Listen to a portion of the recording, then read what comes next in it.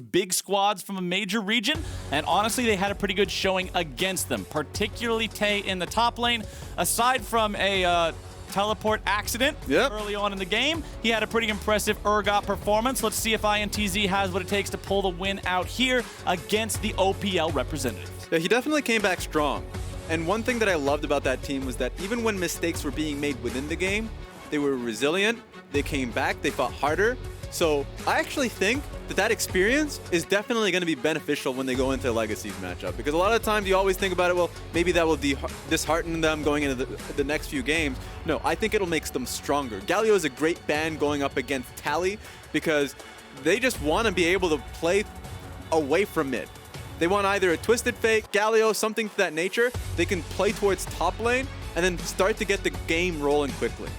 All right, looking at the bans here, I hope Lilia is on a long-term lease. Yeah, she's gone. She's going to be living on that red side ban list for pretty much ever.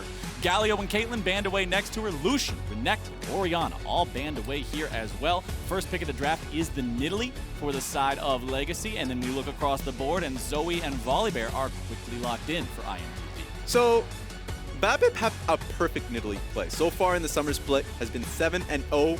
It's been a first pick for him as a team.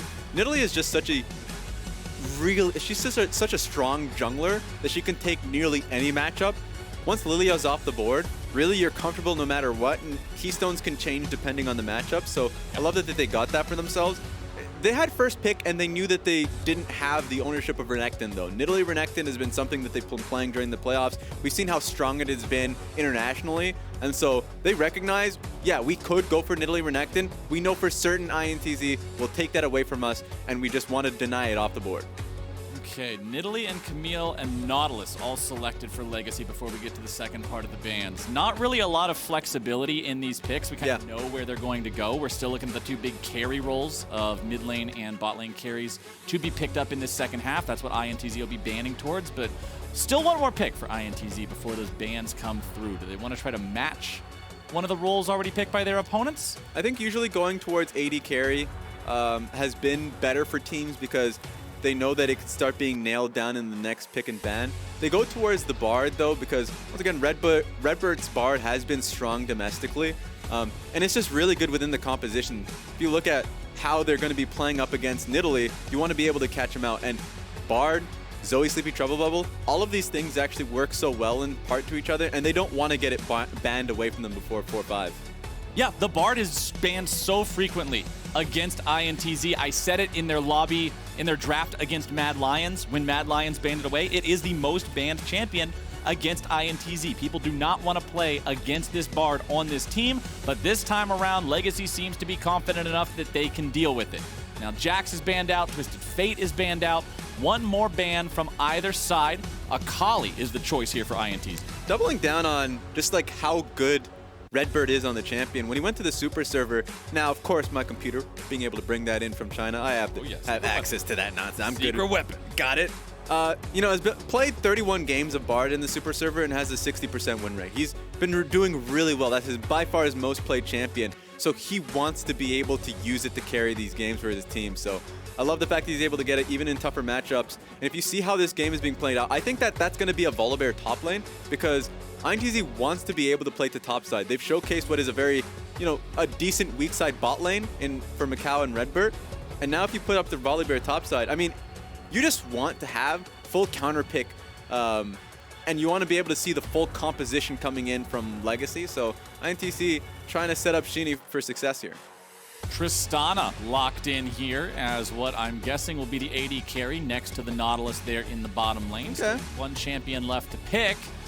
What will it be here from Legacy? We saw the Ezreal come through. Oh, I actually think that's a mid lane Tristana because it's a great matchup versus Zoe. Okay. Zoe never wants to use her ultimate anywhere near the Tristana. It's just an easy, slow on your jump on Trist, and it just blows you to pieces. So that looks like it's going to be, yeah, all right. Well, looks more like an AD carry now that the Sett's locked in. Makes sense, yeah. Seeing that it's going to be a Sett mid lane and an AD carry Trist. But yeah, I've seen the Tristana being played mid lane before in this specific matchup, but I think that it really works well for Tally's strength, being able to set up for ganks for Babip. Babip, the best thing for a Nidalee player is you want to have setup. You don't want to be having your spears kind of be ducked and dodged away from. So you have a Nautilus in the bot side of the matchup. You have, Camilee helping you out top side. And Nidalee and Sett have just been a great dual lane coming in for mid jungle. We've been seeing it a lot, of course, in North America going into the playoffs. I've seen it in solo queue countless times. Of course, it did get constantly chipped at in nerfs. People just, like, whenever Sett got played throughout the mid lane, it's now less and less tankier, but the real strength is the Nidalee. So I'd love to see it here today. And they must have heard you saying you were expecting the Volibear top. They were just trying to make a liar out of you, my friend, with Vladimir as the last pick over on the side of INTZ, expecting to see that one go into the top lane and volley into the jungle. All right. So you do want to at least hover for the Vladimir to keep him safe early. Camilee and Nidalee, that's a good dive on towards the Vladimir, but Vladimir can outplay it with the pool that he does have, and they're just going to try and play out for these larger team fights. So good drafts, I think, from both sides. I want to be able to see a little bit closer once we get in the game. All right, nice fist bump there from the coaches. Got to be observing the reduced physical contact compared to years past, but I'm excited to see these two teams go head-to-head. Like we already said, INTZ had a tough opponent in their first matchup of the day, having to open up the competition against Mad Lions, who a lot of people would consider the favorite of the group. However, now they're up against a much more manageable opponent in Legacy Esports. And for people who don't follow the OPL, I got some fun stats for you here as well. Hit me. Onto the Rift. So this team, when you look at their performance this year, are looking pretty darn impressive. Back-to-back OPL champs in the two splits over the course of this year in 2020. They would have gone to MSI if MSI would have happened, but unfortunately we all know the story that happened with that. But let's rewind a little bit. Let's look at 2019, because in the second split of 2019, Raes, if you know this fact, you're not allowed to answer it, but if you don't know it, I want you to guess. Do you know what their game record was in split 2 of 2019? I'm not allowed to guess. Okay, you're not allowed to guess. For those of you at home, go ahead, have a guess. I'm gonna give you a couple of seconds. Give them time. 1 and 20. Yep. 1 and 20, under a 5% win rate. One of the most abysmal possible records you can have. Honestly, the second worst result you could have. The only way to have a worse result is to literally win no games. And to go from that to then back-to-back split champs and just dominating the region is very impressive. The reason for that is the rebuild of the team. Because at that time, I remember watching the OPL at the time, always have a bit of a tie to that region. Legacy did have, one of the worst rosters at that period. So in the offseason, being able to get Raes, by the way, who I, widely regarded as the best AD carry within that region standing right now. And in fact, even before the exodus in the Oceanic region, I thought Raes was just the best AD carry. He's just insane. So the fact that you're able to get a team around him with Babip, Topoon, I mean, just listening to Spawn in the desk, being able to sing their praises, like, they got a moneymaker of a team. So for the organization to be able to get that talent, you're right, had a perfect year because of it.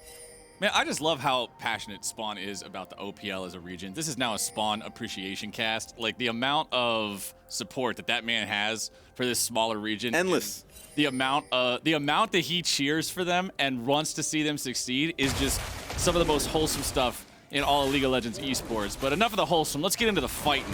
As we've got INTZ starting their jungler off at the red buff across the board. You can see Babip doing the same thing here for Legacy.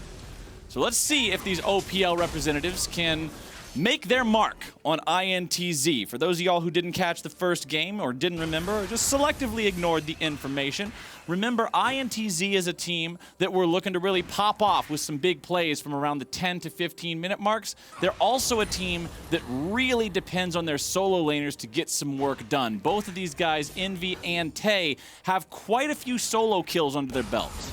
Yeah, and it's a lot of the time they try and set up Tay to succeed with a pick that they can play through, right? Mm-hmm. Like during the regular season or just even the playoffs, they've played Renekton, Volibear, Camilee, Wukong, Urgot. These picks that are very easy point and click. Like you can, if you're Shini, you play towards top side, you'd get an easy kill. This time going towards a Vladimir is a much more scaling option as we see a pause taking place in the game. Yeah, pause happening right now. We will update you guys with information on the source of the pause, how long we can expect it to last whenever we have that info. Yeah, we got you. I'll relay that over to y'all as soon as we get it. But talking about what we're looking at between these two teams here, we already mentioned in the game of Mad Lions versus INTZ that INTZ can be one of those teams that doesn't exactly need to accelerate things super quickly. That 10 to 15 minute zone is a hot spot for them, but other than that, it's not like this is some sort of hyper aggro LPL super server is a way of life type of squad. And when you look at Legacy Esports is the slowest team in the OPL. Both of the squads battling in front of us right now have a low amount of kills per minute on their record. But one thing that we've seen so far in the couple of games that we've been presented with today is some of these trends that we're observing from the teams playing in their own regions are not the case in their games here in the play-in stage. Teams are switching things up and adapting based on what they're expecting to have to change for international play. Yeah, tougher competition. Watching Legacy kind of roll over the competition in playoffs and just in the regular season, I'm always worried of the teams at the top. Right? Yeah. The teams that are just taking wins and cannot be stopped. Because, of course, internationally, everyone will be like, well, now that they're in a national event, right, they can keep this momentum going. Like, they have a lot going for them. But domestically, that's because they were just so much better than their individual talent. Big fish, small pond. Exactly. And so when you're finally challenged to play the game well on a fundamental level as a team, then you start to get picked at when you're in that final exam. So that's why I'm always worried about, teams like Legacy, and honestly, teams like INTZ, as you said, like big fish in a small pond, and you don't really get to scrim against the big boys across other regions, right? Like if you're a PCS team, thank God, like you can scrim versus the LGL team, you can scrim versus the LCK teams, and also the LPL teams. You always have the ability to really get information across the regions, and you can also just play within that solo queue. And so that's always kind of the weakness of those regions is where you're currently at in the competition. So I always look towards players who've been to an international from those regions and what they can take away from it.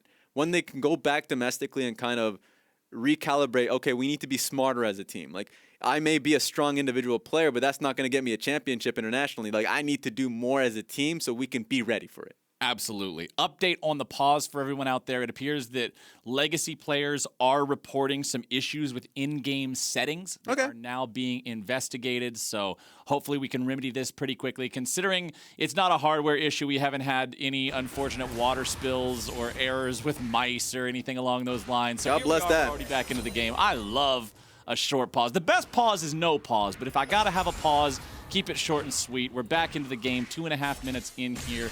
Tay on the Vladimir. We saw him have an incredible performance on the Urgot in their game against Mad Lions. He was the one who had so many kills. Why are you doing this to me, game? I know the sepia filter is lovely, but I prefer the full, vivid colors. You know what? I'm interested, and let's keep doing this. You know, every single time you get back on the story, you got to take a step back. A new pit stop. It's a lot of pit stops, man. There's a lot of gas stations on this road.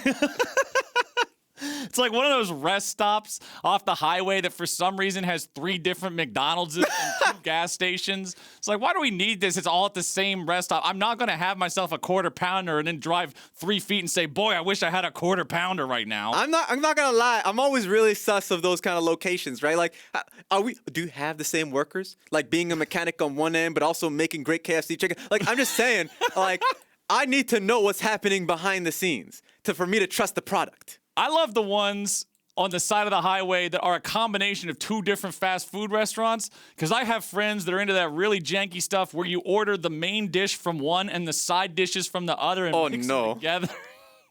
I'm like, sir, Taco Bell sauce does not belong on a burger. I don't care what you tell me.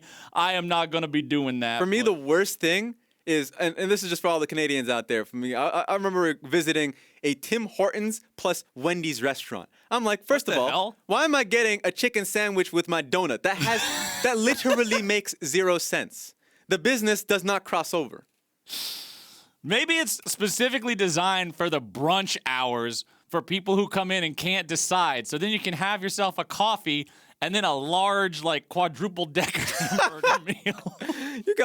You have a lot of problems if you're ordering that. All I'm saying, that's all I'm saying. I feel like the only one that needs to order that is me. I need some pounds, but like everybody else, you got to really look deep inside yourself to make that decision. All right, well, as we're waiting for the teams to get back into the game here yet again. Oh, see, all I had to do was caster curse it. All I had to do was set us up to talk about. Don't say that now. We're getting another pause. And now we're back into the game. Nope, I'm saying this is good enough. I'm embracing it, my friend, as Shini might just be embracing a jungle invade here. Babip trying to clear out the Gromp. Could have a smite fight, but the Gromp ends up being taken down there. Babip tossing out the spear, won't find any damage. Remember, Nidalee does not want to have a long, extended fight with Volibear. She goes for the spear, but considering it doesn't connect, no reason to chase after him. That top Scuttle Crab will be surrendered over to Shini, and Babip just continues farming the rest of his games. And it's a sight to behold when the Zoe is able to get priority in the mid lane and help out the Volibear on the top side of the map. Yeah, it's just absolutely wonderful when it's nice when Zoe roams to help her jungler instead of popping balloons. And even the bottom, even the bottom lane. Look at this! Look at this help for the jungler. Look at this. They are facilitating this man being able to control the entirety of the neutral territory. Now Shini walking into the brush. Level 4 versus level 4 here between the junglers. You might be able to flash on this one. You would be able to take Babip flash, and I think that's worth it. Here you go. Stun coming down, damage going through. There you go, flash for flash. Yeah, and this is what you hate to see if you're a Nidalee player, because you should be taking control of this matchup. But there's just so much positives coming in from the INTZ lanes that you're getting double Scuttle Crab now, and then you're getting yourself walked in on. Babip thought he had an opportunity to take bot Scuttle. He got bad information, honestly, for him to be walking in that location when Scuttle Crab was already secured. So that just sucks now. If you're Babip, you know, the sole purpose of the Nidalee is for you to get an XP advantage, and you're already off to a bad start. Yeah, it's one of the best feelings in League of Legends to get both those crabs at the very beginning of the game. And you talking about having both the bottom lane and mid lane moving over to make sure Shini's able to secure these. As good of a feeling as that is for the jungler with it behind him, it's such a helpless feeling on the other side to know that there's no way to contest that. Especially if you're a jungler. You're saying Nidalee should be able to dominate the matchup. Playing a powerful, skirmishy jungler that wants to be able to get ahead and build those advantages early, and losing both Scuttle Crabs feels really awful. And the Vision is only going to double down on that, because the push that Envy have gets a ward on top of Raptors. You can even see the pings on top of it. They know where Babip is and where he's pathing. So it's just these small points that really do snowball into a larger advantage. If you're playing like an Olaf or a Nidalee, a champion that really requires being able to get an early lead, and you find yourself in a deficit because of, one, the draft you can make a point of because it's essentially INTZ getting priority in multiple lanes, then Nidalee is not able to do much about it. But on top of that, it's just them just being ill-prepared. Yep. Now, you can see the roam coming out from the Bard. Remember, we've hyped up the RedBert Bard quite a lot here, my friend. I want to see some big plays from this guy as the game moves forward. I want to see a lot of roams. We know how adept Bard can be at that. Hanging out in the Drake pit right now. You can see some question mark pings from the side of Legacy as they see the Bard moving down there, clearing out that pit. And as soon as it's cleared out and Bard makes his way back to the lane, now it's some 2v2 action breaking out here. Ezreal and Bard, they got some good poke power, but if Nautilus makes the engage, the all-in will go the way of him and the Tristana. As Babip is down here, RedBert over into the Drake pit now to make sure Shini's able to pick this one up without too much interference from Legacy. Earliest Drake of the day by far. The previous two about 11 or 12 minutes. Flash engage coming out as the Nautilus starts off the fight. Over the wall comes the Sett. Nice face breaker lands, and Legacy Esports, baby, Oceania's on the board. At least they fighting back. You like to be able to see it, because that was a free INTZ Drake initially because Tally had to go back to base, right? Yes. And I was starting to feel like this is just getting a little bit too unfair, because they're just catching these moments, communicating out, you know, these timings really well and effectively. And INTZ got a Drake, and it looked like they had a way out, but Tally wasn't going to let that slide. Nope, Tally on the Sett, making sure he gets the face breaker there. You can see the Nautilus trying to escape here from some of the damage. And let's talk about Tally, particularly on this Sett, because this is a player who switched to mid this year after being a top laner for 4 years. Yeah. So I'm really not surprised the man has Sett in his champion pool. It makes sense. Now let's look at how this popped off here yet again as Isles goes for the flash engage with the Red. Yeah, and they thought that, you know, the Bard E was off cooldown because they got to see it in bot lane. Was able to come back up, and from the moment it came back up, I was like, all right, well, they get a free way out. Sett was able to get a great flash, great stun off E. These are just wonderful things, at least from Legacy's point of view, where they're able to at least get something back, a trade kill for the Dragon. So at least it's working out well for them on that department, and the kill ended up going to Babip, who was struggling in the early game. Babip having that extra kill, making it so he can go back and get that runic echoes completed. Nice power spike there that helps out on the clear. Also makes sure the mana is always topped off. Honestly, just a wonderful item all around. Combined with the Skirmisher Saber means he has plenty of dueling power. So easy for Nidalee with her ranged auto attacks in human form to be able to apply that debuff with the red smite. As Tay finds himself in a pretty bad spot here against Topoon and has to immediately drop the Hemo Plague. Going into the Sanguine Pool now as well. Hook shot goes through. That is not what he was looking for, and now after tanking a turret shot, Topoon is in some trouble. Considering Tay already had to flash away, he won't be able to chase down this kill, but a little bit of an error there with the flash. He was calm, he was slow. I loved what Topoon was doing at the beginning because he knew he had lethal. But then his misflash. And he took a tower shot. It hurts, man. He had lethal and then Rag didn't go face. Feels bad. But either way, Topoon still at 0-0-0 here. Seeing if maybe he can set up a play as his jungler is looking to arrive. His mid laner as well. Sanguine Pool from Tay, finding a little bit of damage. Spear will not connect onto the Vladimir. Tally is there. Phase breaker, playmaker, baby. Topoon picks up the kill, and it's a 2-0 game for Oceania. Oh my god, that's 2 waves, too. That's a giga tragic. wave you're losing if you're the Vladimir. Oh, it's the worst. It's horrible. I mean, yeah, Volibear's all right with it. He's like, oh no, now I have to take the wave. Oh, woe is me. Oh, woe is him, but man, woe is Tay. No teleport, no way to get back there and pick that up. I mean, at least he's got his CDR garage sale for items. He's got his Kindle Gem, he's got his Fiendish Codex, but losing all that gold and all that EXP, big feels Badman. As Legacy Esports now can bring their top laner over with their jungler to take down this Rift Herald. Should be able to pick it up right around 10 minutes. Yeah. Once again, means they'll be able to use the entire duration of it to guarantee they'll be getting some plates and put more money in their pockets. Raes, this team is already up about 2,000 gold here 10 minutes in. That was probably the biggest turning point this game. Unless if it goes like any which way, right? Like the fact that you came into this game saying that the Vladimir and the Camilee, like if you can get past lane, if you can get through the multiple attempts at your life that Camile's going to be going, it's not even just going to be the Camilee, it's going to be Nidalee, it's going to be Sett. They're going to be aiming for you. If you get past that, like Vladimir's a great pick with your composition. But like it's relentless. They finally got it, and it was at the worst timer for INTZ because not only does he lose the 2 waves with no TP coming back, they lose the Rift Herald, and where's the Rift Herald going to go? It's going top lane. It has to go to Topoon. You're not going to put it on the Sett. That's useless money. You're not going to put it on the Tristana, who's doing fine for herself. It's going to be Topoon, who's been having a great game so far. And I want to talk about something that I think Topoon did is very smart with his itemization.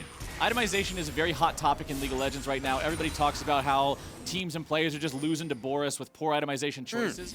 I think Topoon did something optimal here. He bought Grievous Wounds right now. He still completed his Sheen first because he didn't feel that he needed the healing reduction early on because Vladimir's cooldowns are still too high to be constantly healing.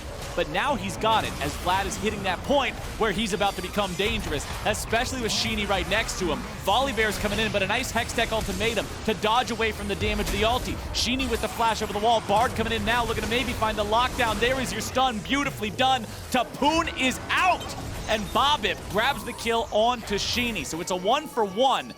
Nighty-night to the Nidalee, but nobody's going to be waking her up from those sweet dreams. She will get back to the base just fine.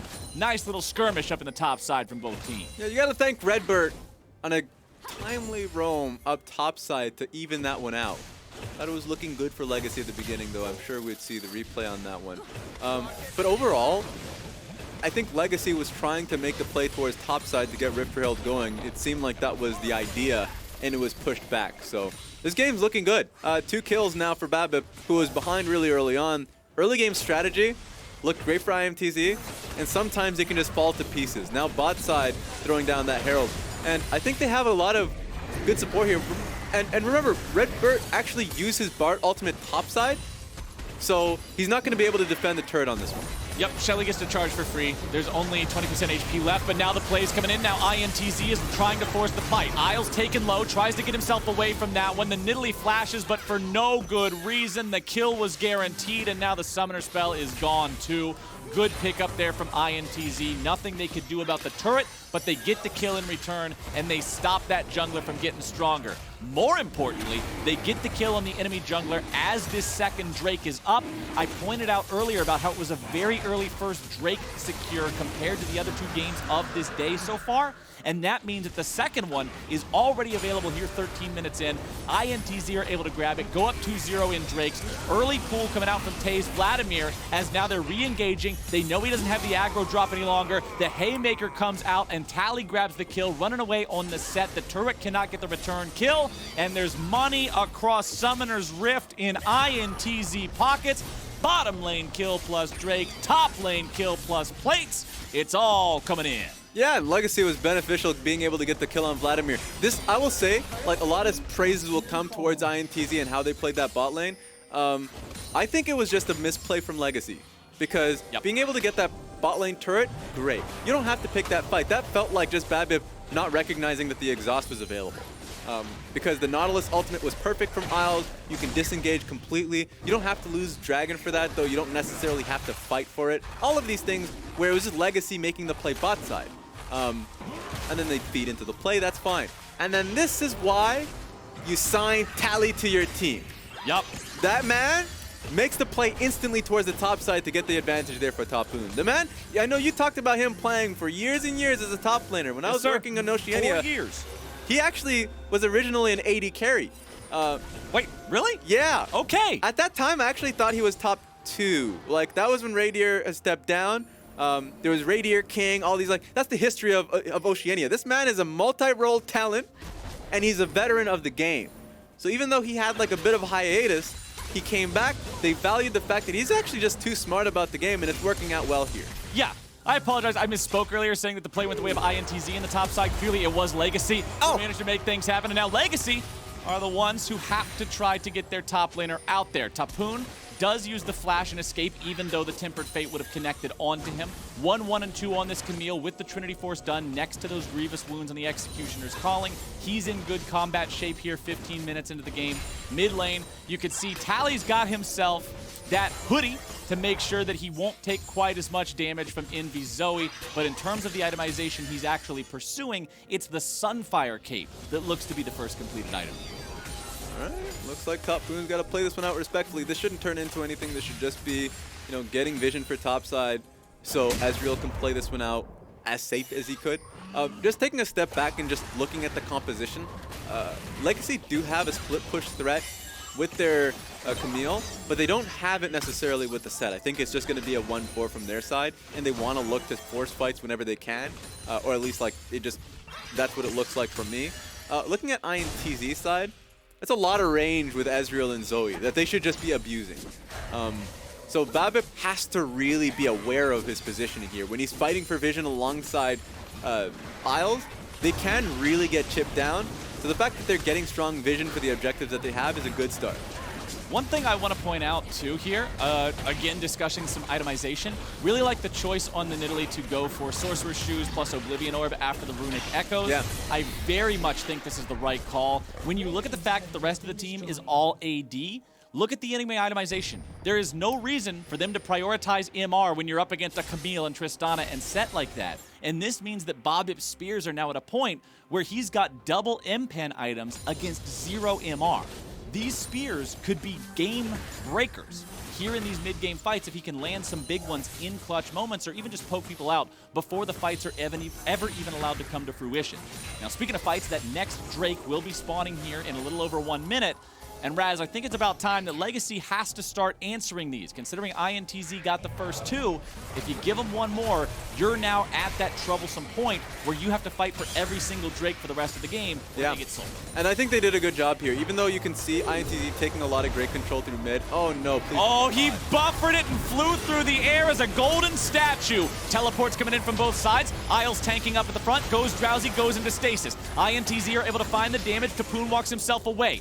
Tally looks for the chance to maybe make something happen, but it's just not there. INTZ with a disengage, Envy still looking to find a little bit of damage here with the paddle stars, but once more, the chase can't happen for either side. Yeah. Topoon takes damage from the True Shot Barrage. He has no teleport to join this. Remember, the teleports were used from both teams, from both top laners to get into that fight.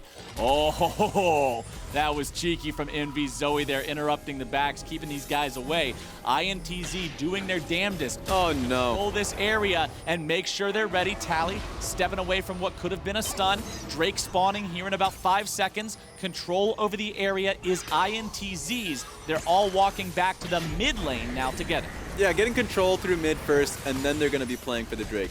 I was singing praises for Legacy at the very beginning of it because they had Camilee play through topside base, wants to go through mid, because at that point, Vladimir's not going to be a part of the play, right? It's going to be Legacy getting full control, and this is the fight that they're looking for. It might be on top of Vladimir. Okay, having to use the pool there to get himself away. Loses about half of his HP. Zoe finds the trouble level down onto Isles, but Paddlestar won't follow it up, just Mystic Shot.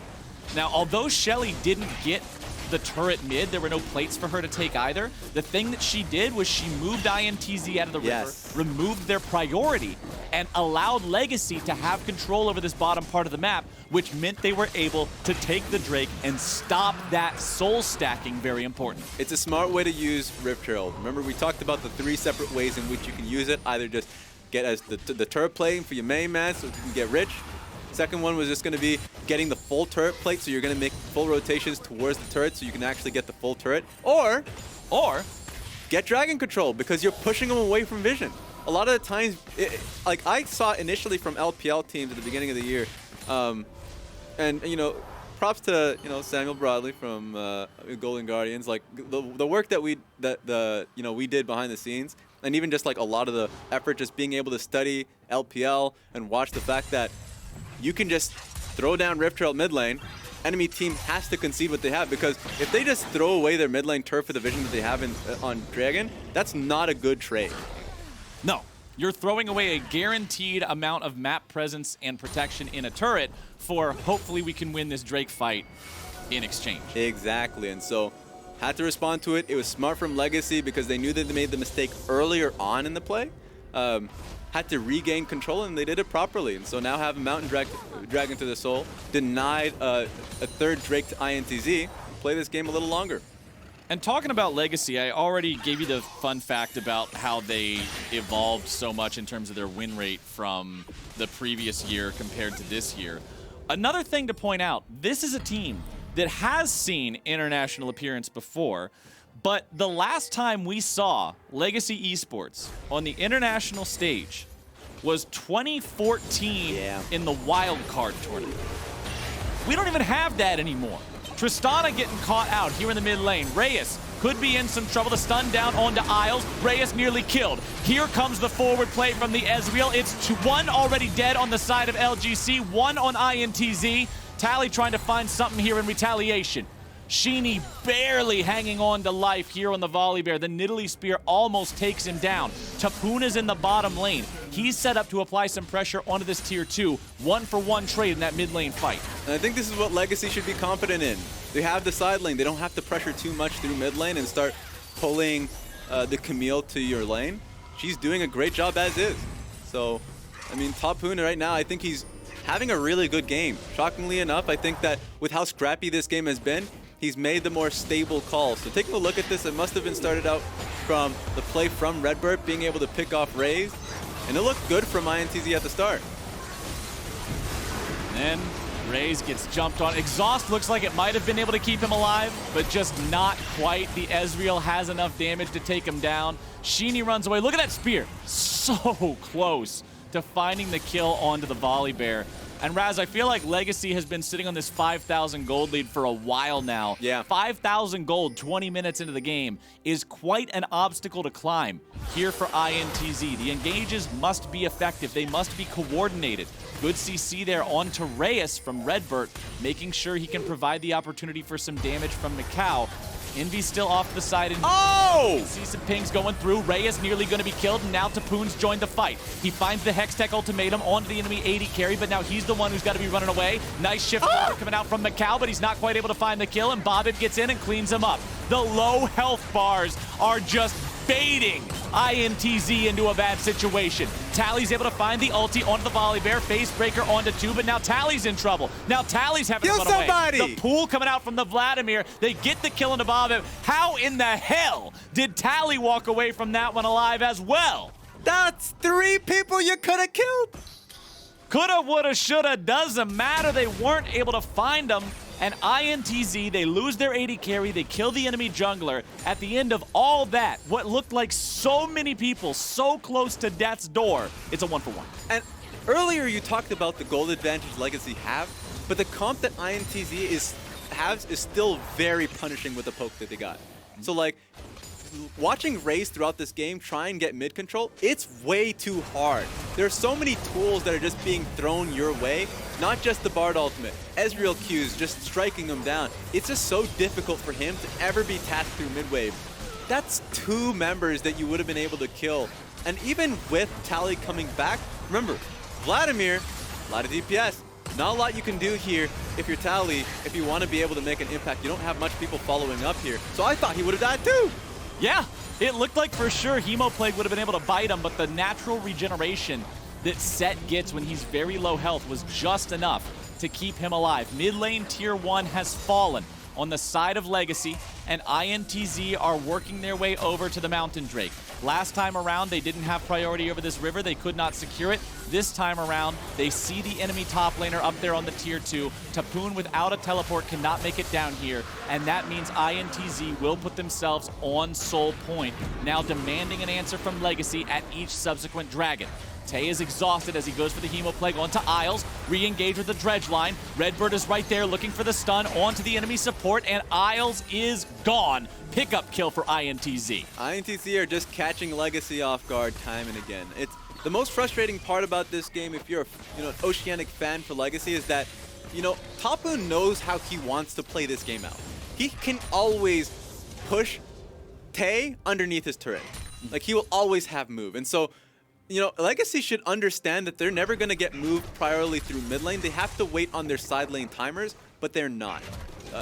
Raes pushes the wave in too much alongside Isles, gets caught off guard. It pulls Topoon towards them, and so it turns into these fights. micaO, I couldn't even say he was in trouble before he's already dead. Ezreal, his 2nd death of the game, getting picked off here as Legacy find the kill onto the enemy AD carry. They take away the blue buff. But what else is there to get, Raes? Grabbing just a kill onto an AD carry? Yeah, it's cool, fantastic, 300 gold. Pack a blue buff onto it? Sure, a little bit of a bonus prize, but I'm not phoning home to tell mom and dad about how excited I am on this pick just yet. There needs to be something more on the back end of it, more control over the enemy territory, more setup, more wards, more turrets, and it looks like we'll get that here in the mid lane as they finally have the firepower to take down the tier 1. Yeah, I see them leaning towards the top side. I would have liked them to actually lean bot side so then you can get the turret on the bot side of the map and hover for Topoon. But they're getting a lot for this play. I love it. You do not want to play reserved when you've been seeing INTZ take so much with the leads that they've been getting. Ooh, nice sidestep there from Babip, just barely getting out of the way of the Tempered Fate, making sure that RedBert couldn't engage on him with that one as Envy finds some damage onto Isles, who pops the Gargoyle's Stone Plate, but considering there's not at least 3 enemies nearby, it doesn't give him a ton of bonus health. Yeah. He's not worried about getting killed just from that one. There wasn't enough backup nearby from INTZ to be able to bring him down, so... Tally's setting up this split push here, top side. Doesn't want to super overextend himself. They don't really have vision on a lot of different players from the enemy squad. Even though RedBert's ulti is down, that's still a Bard. He will still be able to chase you very effectively. And the Shirelia's Reverie from RedBert, also a very important item for INTZ being able to work together and find these picks. Yeah, and at this point in the game, 2 minutes, 30 seconds, you always ask yourself what the next objective is going to be. Okay. For me, it's going to be Dragon. And if you're a team like Legacy and you have such side lane pressure, you want to be able to get the plan started early, start pushing in side lanes, and then force them to be able to hit these huge waves. If you can do that effectively, then the vision control is all yours. And even if they contest for it, then they don't know where you are. Like Topoon right now set up in the bot side of the map, because then if there's ever a contest from INTZ, he's immediately in a flank position.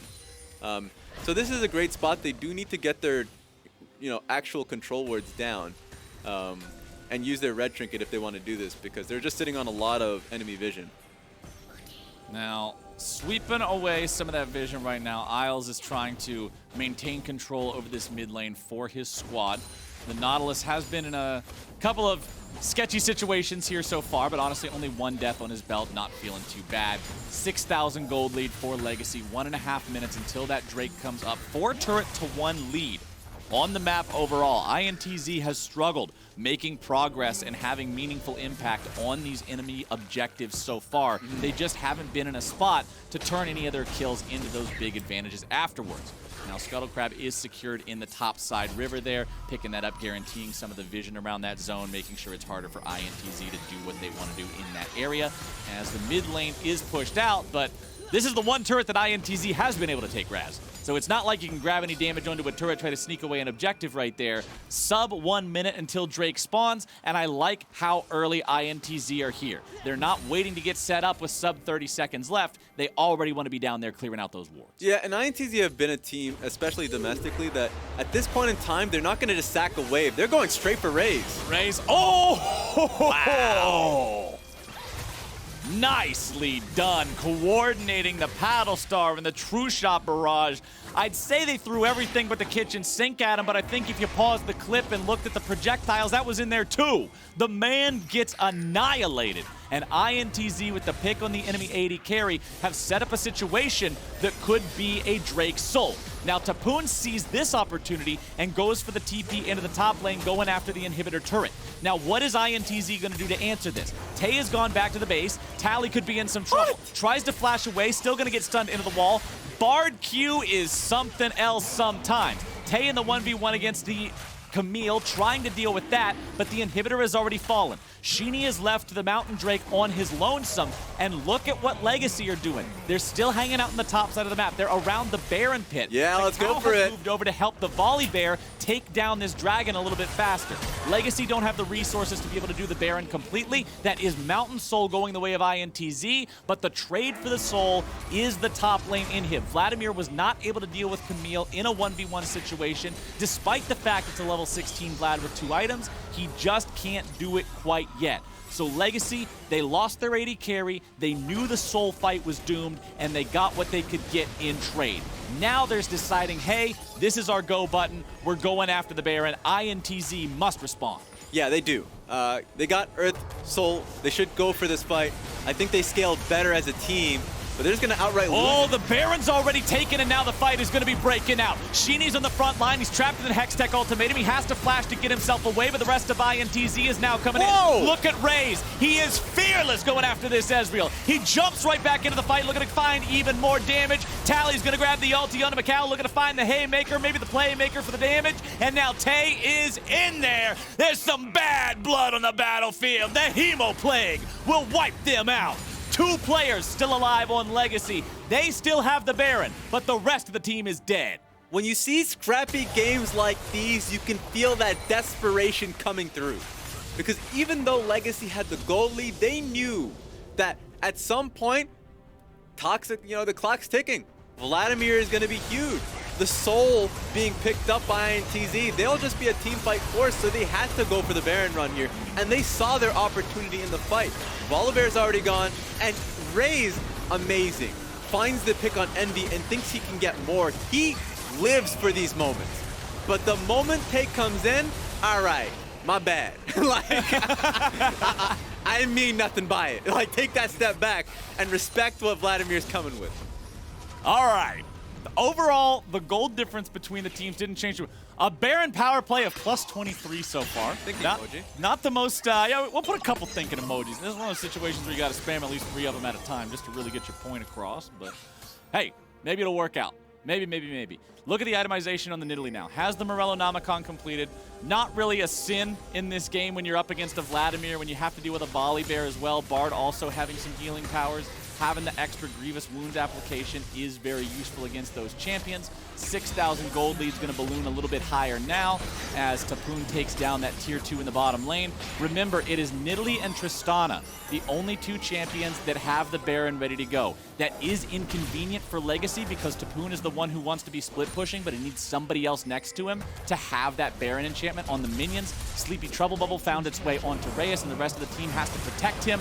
Now he's in some trouble again as the True Shot Barrage comes through. Rest of the team cannot engage. Here we go. Front line, he's being juggled around. They're going to take him down. Volibear ulti used defensively, getting himself away. Topoon going to be bursted. Hemo Plague comes through. Topoon's going to die, and Tay takes the kill. Now Tally's on the run, and INTZ are on the chase. It's a 5 versus 4 on the map. They'll try to continue pursuing this, but their opponents do have spears that they can throw backwards. They have a lot of speed between their champions. Sleepy Trouble Bubble comes through. You can chase all day. Sidestep it, they get out of the way.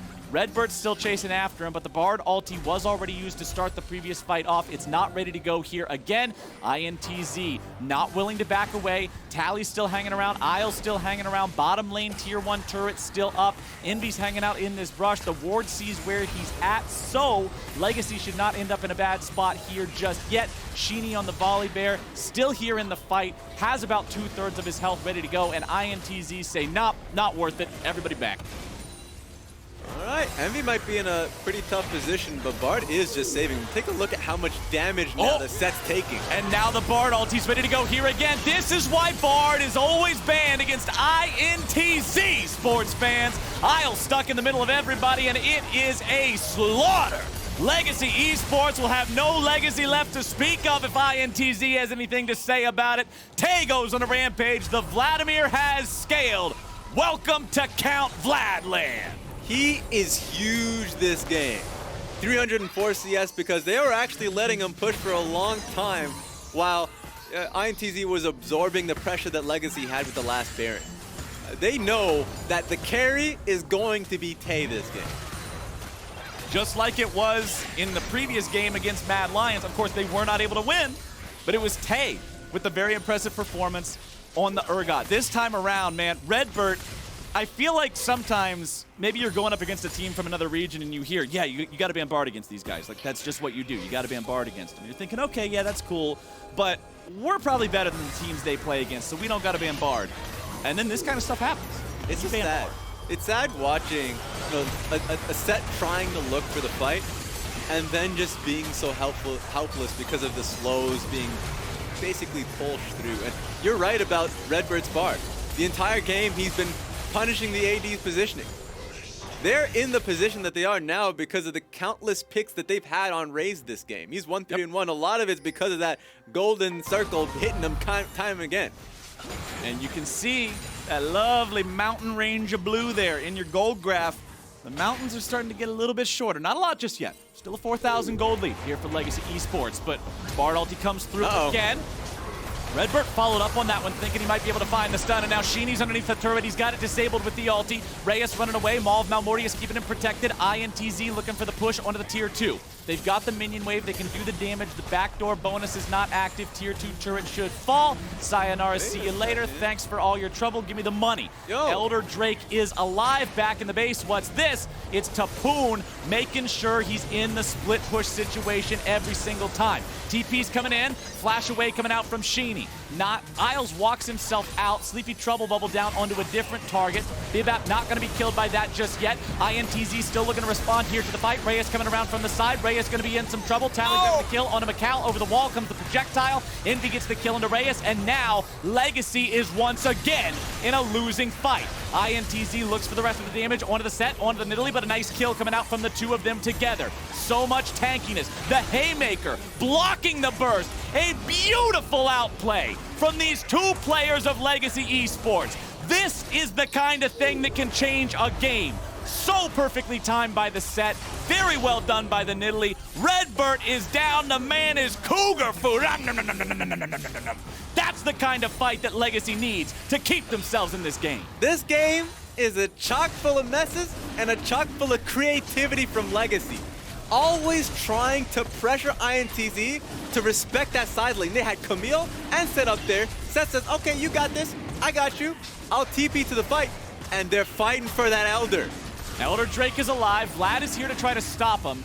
Nidalee has no smite. The Elder Drake is fully stealable by the Vladimir because Babip does not have a smite to be able to secure this. Vladimir right back into the pit. Okay, Elder Drake secured. That was big. They couldn't afford to lose that one. Tay goes into the stasis, trying to keep himself alive. Sanguine Pool now used. Burst coming down. Breathe your breath, Mr. Elder Drake. That damage is extreme. And Legacy are feeling good about the outcome of the last minute of play. And Cap, this game is turned around again. My goodness. This is the kind of action I want to see from Worlds competition. Back and forth and back and forth. Let's take another look at this chaotic fight from Tally's point of view. Something like this can mess up so easily. And Ezreal was trying to Blink, as of course the ultimate was coming through from Sett, still gets the pick on him. And all of this was happening, and they didn't even know necessarily what the fight was going to look like, right? They're just playing so desperately, recognizing that at some point, we just need to play for our carry here. And he tanks so much, just so, and resources as well from the Zoe, so Nidalee can go ham in this fight. Yeah. His entire job is to be the meatball. Nidalee is the sauce. And he absolutely popped off when he needed to in that fight, providing that damage. The haymaker timing also, so important to make sure that the Zoe was not able to find the kill onto the Sett and then outplay after the fact. The two had to both be working together, both be on the same page, and they found that success. Now they've got this Elder Dragon buff for another minute or so. And if you're on the side of INTZ, you need to avoid fighting during that minute. They've got Baron on the power play as well for the side of Legacy Esports. They'll have that one for another 2 minutes. Avoid that INTZ Nautilus. Can't hold out for 2. They at least got to hold out for 1. Yeah. Because a double uber buff enemy team is not something you can deal with. Topoon takes down the top lane inhibitor, and the push continues here in mid. Legacy, I think they taste blood right now. Oh, yeah. They got that top inhib, and they're aiming for 2. They should be able to get it off this push here. This is going to be their last push, 30 seconds still on with the Elder, but they're going to use Topoon's push here, and he's going to try and find the flank. At least he should. I think it's definitely something that's advisable. You don't want to double down too much on it, because Vladimir will still have a great counter engage ready for him. But if they can't get anything here, I think INTZ can actually force something in 10 seconds time with RedBert's Bard ulti. Bottom lane tier 3 turret. This could be it. More shots from that cannon minion, and there you go. It's gone. Elder buff has dissipated. Execution no longer available. Stun onto Tally doesn't mean anything. You cannot afford to initiate onto the Sett. Inhibitor is gone. That's Inhibitor now in 2 lanes. Raes is jumped on. Ezreal moving forward, looking to find the damage. Volibear now chasing. Ulti is used. Tay's been killed. At the onset of the fight, they're able to find the kill onto the enemy Vlad, but it's going to be a trade 1-for-1. Top laners are down. Shini still tanking up at the front line. Tally going to be doing the same. Shini's out of the picture. Raes grabbing the kill. Now INTZ have to try to hold the line as a 3-man. They managed to pick the kill onto the enemy Nautilus. Tally's still chasing after him. Face Breaker's not going to find the target. Stunned up into the wall yet again by the Bard. INTZ in a 3v3. You lose this inhib, you are drowning in a sea of super minions for the next 5 minutes, and it looks like they forgot to bring their scuba gear. Legacy Esports still continuing to put the screws to INTZ and go for the win right here. Sleepy Trouble bubble down onto Raes, but the follow-up isn't there in time to be able to take advantage of the situation. Raes continuing the push. He's got Babip right next to him for the heals. He's got Tally in front of him to be able to provide the tanking. Look at how quickly the turrets fall. Now it's Bard trying to stop him. It's micaO trying to get away, and Raes says no. The amount of damage coming out from Legacy Esports is extreme, and Oceania will find their first win of Worlds 2020. Woo! They were digging in that dirt, my man. That was a grimy, hard-fought game from Legacy because, like, it's fine in the moment when you make mistakes. Don't think too much about them. You can talk about what to do, better next time, but you have to always think about the next play. Legacy did that. Topoon was a huge carry for this team because every single time mistakes happen, was back on that side lane. Knew that you had to go top lane for that inhib top side. And then INTZ were overwhelmed with that pressure. Tally came in hot in these team fights. I thought when things got rough, Legacy got rougher. They kept fighting, they got stronger. It's nice to see them kind of be able to recover in that fashion.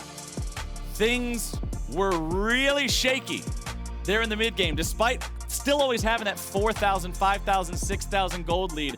INTZ was striking back, but for me, man, the play that cemented it, the fight that defined the game, was that absolutely chaotic moment just south of the river, inside the Legacy jungle, and the outplay 2v3 by Tally and Babip